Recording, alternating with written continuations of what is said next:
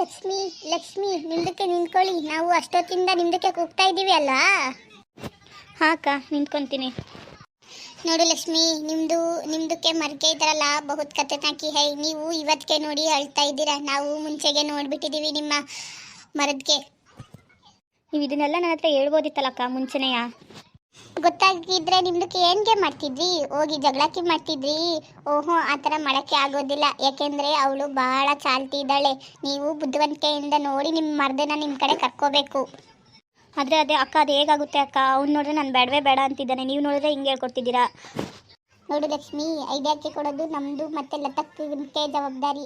ನಿಮ್ದಕ್ಕೆ ನೀವು ಏನು ಮಾಡಬೇಕು ಅನ್ನೋದು ಯೋಚನೆ ಮಾಡಿ, ಆಮೇಲೆ ನಮ್ದಕ್ಕೆ ಬನ್ನಿ. ಹಾಂ ಅಕ್ಕ, ಲತಕ್ಕ ಎಲ್ಲಿ? ನೋಡಿ ಅಲ್ಲಿ ಬರ್ತಾ ಇದೆ ಲತಂದಕ್ಕೆ ಅಕ್ಕ. ಯಾಕೆ ಲಕ್ಷ್ಮಿ ಅಳ್ತಿದ್ದೀಯಾ? ನಿನ್ನ ಬುದ್ಧಿವಂತಿಕೆಯಿಂದ ನಿನ್ನ ಗಂಡನ ಕಾಪಾಡ್ಕೋ. ಫಾತಿಮಾ, ನೀನು ಅವಳ ಜೊತೆಗೆ ಹೋಗಿ, ಸರಿನಾ? ಲಕ್ಷ್ಮಿ ಚಿಂತಾ ಮತ್ ಕರೋ, ರೋನಕೋ. ಬನ್ನಿ ನಮ್ದು ಜೊತೆಗೆ ಈಗ ಹೋಗೋಣ ನಿಮ್ದಕ್ಕೆ ಮನೆಗೆ. ಸರಿ ಅಕ್ಕ, ಹೋಗೋಣ ಬನ್ನಿ.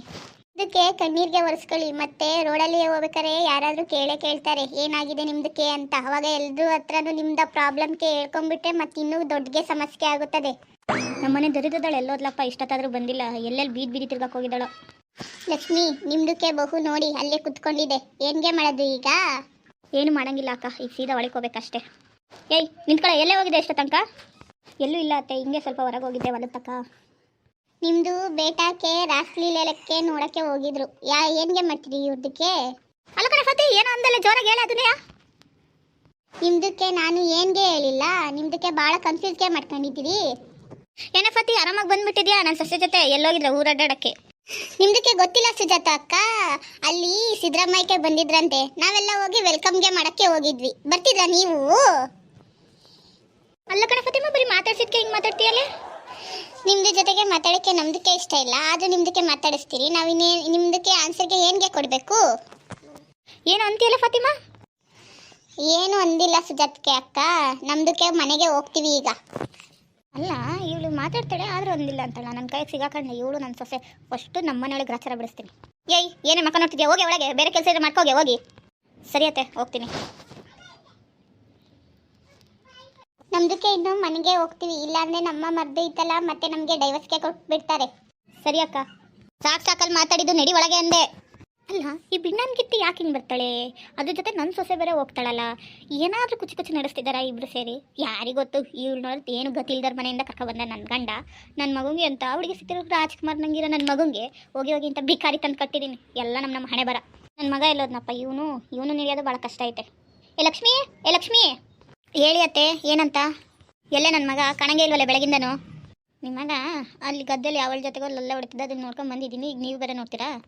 ಏನದು ಒಳಗೆ ಗೊಣಗ್ತಿದ್ಯಾ? ನನ್ನ ಮಗ ಎಲ್ಲಿ ಅಂದೆ. ಅವ್ರು ಎಲ್ಲೋಗಿದಾರೋ ಗೊತ್ತಿಲ್ಲ ಅತ್ತೆ. ಇವಾಗ ಇಂಥ ದರಿದ್ರದ ಹತ್ರ ಕೇಳ್ತೀನಿ, ನನಗೆ ಬುದ್ಧಿ ಇಲ್ಲ ಫಸ್ಟ್. ಅಯ್ಯೋ ಏನಪ್ಪ ದೇವ್ರೆ, ನನ್ನ ಜೀವನ ನೋಡ್ರೆ ಹಿಂಗಾಗೋಯ್ತು. ಇನ್ನೊಂದು ಕಷ್ಟ ಯಾರು ತಿಳ್ಕೊಂಡ್ಲಿ? ಇದಕ್ಕೇನಾದರೂ ಒಂದು ಒಳ್ಳೆ ಉಪಾಯ ಮಾಡಬೇಕಲ್ಲ.